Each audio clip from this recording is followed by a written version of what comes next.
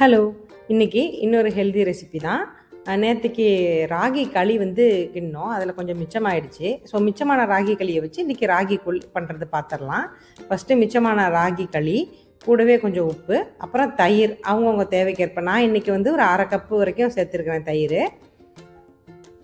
கூடவே கொஞ்சம் தண்ணி எல்லாம் சேர்த்து மிக்சியில் அரைச்சிட்டு வந்துடலாம்.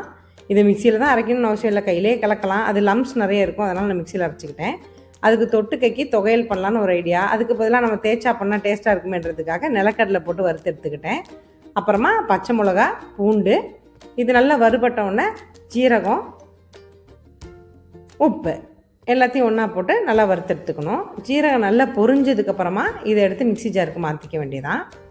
அப்புறம் கொத்தமல்லி எந்த அளவுக்கு நிறைய போடுறோமோ டேஸ்ட் நல்லாயிருக்கும். என்கிட்ட இன்றைக்கி கம்மியாக தான் இருந்தது, இருக்கிற கொத்தமல்லியை போட்டுக்கிட்டேன்.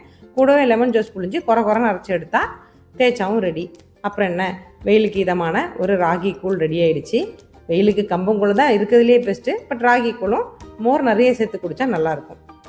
ரெசிபி பிடிச்சிச்சா லைக், ஷேர் அண்ட் சப்ஸ்கிரைப் பண்ணுங்கள். தேங்க்யூ.